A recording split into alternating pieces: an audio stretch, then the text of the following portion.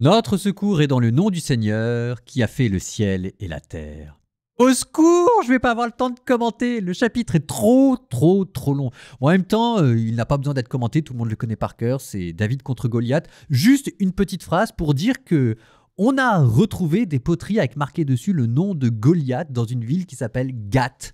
On ne peut pas dire que Goliath ait existé, mais enfin, on sait que c'était un prénom philistin à l'époque de David. On sait aussi qu'à l'époque de David, les soldats d'élite, c'était des frondeurs, des hommes qui lançaient des pierres avec des frondes. La puissance de frappe d'une fronde bien lancée, ça dépassait un pistolet. Le vrai miracle dans David et Goliath, c'est pas que David ait tué Goliath avec une pierre, c'est qu'il ait réussi à l'atteindre du premier coup en plein front, mais en même temps, il y avait des corps d'élite qui s'entraînaient à ça toute la journée. Bon, j'arrête, le chapitre est trop long. 1 Samuel, chapitre 17, puis Psaume, et ce sera la fin de l'épisode.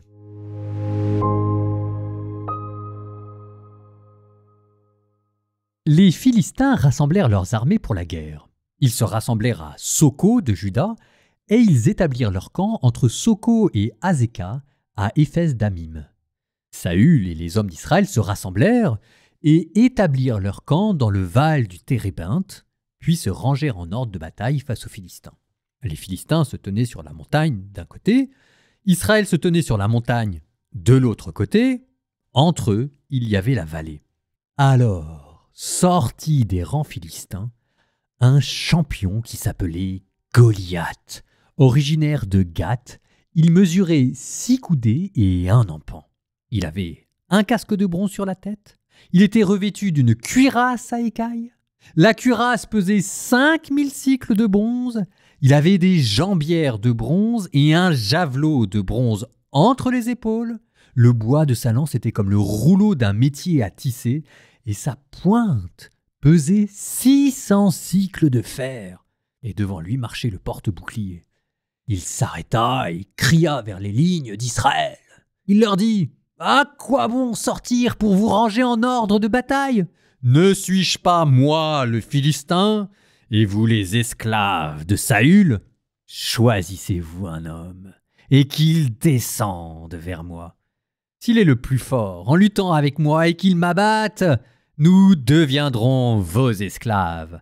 Mais si je suis le plus fort et que je l'abatte, vous deviendrez nos esclaves, vous nous serez asservis. » Le Philistin ajouta « Moi, aujourd'hui, je lance un défi aux lignes d'Israël. Donnez-moi un homme, et nous lutterons l'un contre l'autre. » Saül et tout Israël entendirent les paroles du Philistin. Ils en furent consternés. Ils éprouvèrent une grande crainte. David était fils de cet Éphraïtain de Bethléem en Juda, nommé Jessé, et qui avait 8 fils. Or, au temps de Saül, cet homme était un vieillard avancé en âge. Les 3 fils aînés de Jessé s'en étaient allés. Ils avaient suivi Saül à la guerre. Les 3 fils de Jessé partis à la guerre se nommaient le premier-né Eliab, le deuxième Abinadab et le troisième Shamma. David était le plus jeune. Les 3 aînés avaient donc suivi Saül. Quant à David, il allait chez Saül et en revenait pour faire paître le troupeau de son père à Bethléem. Le Philistin s'avançait matin et soir. Il se présenta ainsi pendant 40 jours. Jessé dit à son fils David, « Prends donc pour tes frères cette mesure d'épis grillés avec les 10 pains que voici, et cours les porter au camp à tes frères. Ces 10 fromages, tu les porteras à l'officier de milliers, tu verras si tes frères sont en bonne santé, et tu m'en rapporteras le signe que tout va bien. Saül, tes frères, et tous les hommes d'Israël sont en train de combattre les Philistins dans le val du Térébinthe. » David se leva de bon matin, laissa le troupeau à un gardien et partit avec les provisions, comme Jessé le lui avait ordonné. Il arriva au milieu du camp lorsque l'armée, sortant pour se mettre en ligne, poussait le cri de guerre. Israël et les Philistins se rangèrent, ligne contre ligne. David se déchargea de ses bagages, les laissa aux mains du gardien des bagages et courut vers la ligne de front. Une fois arrivé, il demanda à ses frères s'ils étaient en bonne santé. Comme il parlait avec eux, voici que monta des lignes philistines le champion appelé Goliath, le Philistin de Gath, qui reprit les mêmes paroles et que David entendit. En voyant l'homme, tous ceux d'Israël s'enfuirent devant lui, terrifiés. Ils disaient « Avez-vous vu cet homme qui monte contre nous? C'est pour défier Israël qui monte. Celui qui l'abattra, le roi le fera riche, très riche, il lui donnera sa fille, et il affranchira sa famille de toute charge en Israël. » David demanda à ceux qui se tenaient près de lui « Et que fera-t-on pour récompenser l'homme qui abattra ce Philistin et relèvera le défi lancé à Israël? Qui est-il en effet, ce Philistin incirconcis, pour avoir défié les armées du Dieu vivant ?» Les gens répondirent avec les mêmes paroles. « Ainsi fera-t-on pour récompenser l'homme qui l'abattra, etc. » Eliab, son frère aîné, l'entendit qui parlait avec les gens. Il se mit en colère contre David et dit « Pourquoi donc es-tu descendu? À qui as-tu laissé ton maigre troupeau dans le désert? Je connais, moi, ton arrogance et la malice de ton cœur. C'est pour voir la bataille que tu es venu. » David répondit « Qu'est-ce que j'ai encore fait? On n'a plus le droit de parler ?» David se détourna de lui et s'adressa à un autre.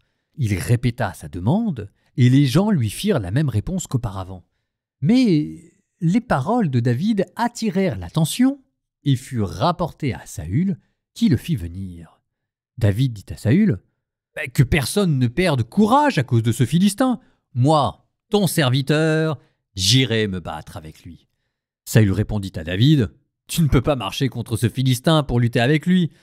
Tu n'es qu'un enfant, et lui c'est un homme de guerre depuis sa jeunesse. » David dit à Saül « Quand ton serviteur était berger du troupeau de son père, si un lion ou bien un ours venait emporter une brebis du troupeau, je partais à sa poursuite, je le frappais et la délivrais de sa gueule. S'il m'attaquait, je le saisissais par la crinière et je le frappais à mort. Ton serviteur a frappé et le lion et l'ours. Eh bien, ce Philistin incirconcis sera comme l'un d'eux, puisqu'il a défié les armées du Dieu vivant. » David insista. « Le Seigneur qui m'a délivré des griffes du lion et de l'ours, le Seigneur me délivrera des mains de ce Philistin. » Alors Saül lui dit « Va, que le Seigneur soit avec toi. » Saül revêtit David de ses propres vêtements. Il lui mit sur la tête un casque de bronze et le revêtit d'une cuirasse. David se mit à la ceinture l'épée de Saül par-dessus ses vêtements. Il fut incapable de marcher, car il n'était pas entraîné. Et David dit à Saül « Je ne peux pas marcher avec tout cela, car je ne suis pas entraîné. » Et il s'en débarrassa. David prit en main son bâton.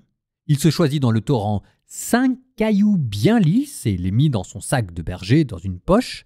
Puis, la fronde à la main, il s'avança vers le Philistin. Le Philistin se mit en marche et, précédé de son porte-bouclier, approcha de David. Lorsqu'il le vit, il le regarda avec mépris, car c'était un jeune garçon. Il était roux et de belle apparence. Le Philistin lui dit « Suis-je donc un chien pour que tu viennes contre moi avec un bâton ?» Puis il le maudit en invoquant ses dieux. Il dit à David « Viens vers moi, que je te donne en pâture aux oiseaux du ciel et aux bêtes sauvages. » David lui répondit « Tu viens contre moi avec épée, lance et javelot. Mais moi, je viens contre toi avec le nom du Seigneur des armées, le Dieu des troupes d'Israël que tu as défié. Aujourd'hui, le Seigneur va te livrer entre mes mains. Je vais t'abattre, te trancher la tête. Donnez aujourd'hui même les cadavres de l'armée philistine aux oiseaux du ciel et aux bêtes de la terre. Toute la terre saura qu'il y a un Dieu pour Israël, et tous ces gens rassemblés sauront que le Seigneur ne donne la victoire ni par l'épée, ni par la lance, mais que le Seigneur est maître du combat et qu'il vous livre entre nos mains. » Goliath s'était dressé, s'était mis en marche et s'approchait à la rencontre de David. Celui-ci s'élança et courut vers les lignes des ennemis à la rencontre du Philistin. Il plongea la main dans son sac et en retira un caillou qu'il lança avec sa fronde. Il atteignit le Philistin au front, le caillou s'y enfonça et Goliath tomba face contre terre. Ainsi David triompha du Philistin avec une fronde et un seul caillou. Quand il frappa le Philistin et le mit à mort, il n'avait pas d'épée à la main, mais David courut. Arrivé près du Philistin, il lui prit son épée qu'il tira du fourreau et le tua en lui coupant la tête. Quand les Philistins virent que leur héros était mort, ils prirent la fuite. Les hommes d'Israël et de Juda se levèrent en poussant le cri de guerre. Ils poursuivirent les Philistins jusqu'à l'entrée de la vallée et jusqu'aux portes d'Écron. Des Philistins blessés à mort tombèrent sur la route de Sharaïm jusqu'à Gath et jusqu'à Écron. Puis les fils d'Israël revinrent de leur poursuite acharnée contre les Philistins et se mirent à piller leur camp.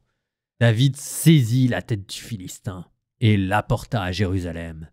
Quant à ses armes, il les déposa dans sa propre tente. Lorsque Saül avait vu David sortir à la rencontre du Philistin, il avait demandé au chef de l'armée, Abner, « De qui ce garçon est-il le fils, Abner ?»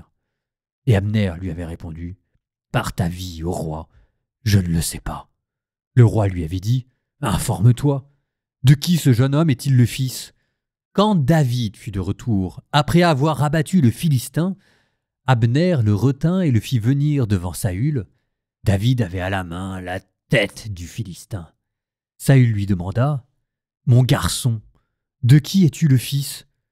Et David lui répondit, « Je suis le fils de ton serviteur, Jessé, de Bethléem. »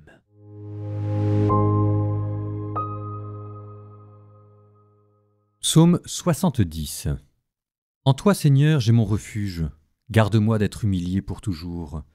Dans ta justice, défends-moi, libère-moi. Tends l'oreille vers moi et sauve-moi. Sois le rocher qui m'accueille toujours accessible. Tu as résolu de me sauver, ma forteresse et mon roc, c'est toi. Mon Dieu, libère-moi des mains de l'impie, des prises des fourbes et du violent. Seigneur mon Dieu, tu es mon espérance, mon appui dès ma jeunesse. Toi, mon soutien dès avant ma naissance, tu m'as choisi dès le ventre de ma mère. Tu seras ma louange, toujours. Pour beaucoup je fus comme un prodige, tu as été mon secours et ma force. Je n'avais que ta louange à la bouche, tout le jour ta splendeur. Ne me rejette pas maintenant que j'ai vieilli, alors que décline ma vigueur, ne m'abandonne pas. Mes ennemis parlent contre moi, ils me surveillent et se concertent. Ils disent « Dieu l'abandonne ». Traquez-le, empoignez-le, il n'a pas de défenseur. Dieu, ne sois pas loin de moi. Mon Dieu, viens vite à mon secours. Qu'il soit humilié, anéanti ceux qui se dressent contre moi, qu'il soit couvert de honte et d'infamie ceux qui veulent mon malheur. Et moi qui ne cesse d'espérer, j'ajoute encore à ta louange. Ma bouche annonce tout le jour tes actes de justice et de salut. Je n'en connais pas le nombre. Je revivrai les exploits du Seigneur en rappelant que ta justice est la seule. Mon Dieu, tu m'as instruit dès ma jeunesse, jusqu'à présent j'ai proclamé tes merveilles. Au jour de la vieillesse et des cheveux blancs, ne m'abandonne pas, ô mon Dieu. Et je dirai aux hommes de ce temps ta puissance, à tous ceux qui viendront tes exploits. Si haute est ta justice, mon Dieu, toi qui as fait de grandes choses, Dieu, qui donc est comme toi? Toi qui m'as fait voir tant de maux et de détresse, tu me feras vivre à nouveau. À nouveau, tu me tireras des abîmes de la terre, tu m'élèveras et me grandiras, tu reviendras me consoler. Et moi, je te rendrai grâce sur la harpe pour ta vérité, ô mon Dieu. Je jouerai pour toi de ma cithare, Saint d'Israël. Joie sur mes lèvres qui chantent pour toi et dans mon âme que tu as rachetée. Alors, tout au long du jour, ma langue redira ta justice. C'est la honte, c'est l'infamie pour ceux qui veulent mon malheur.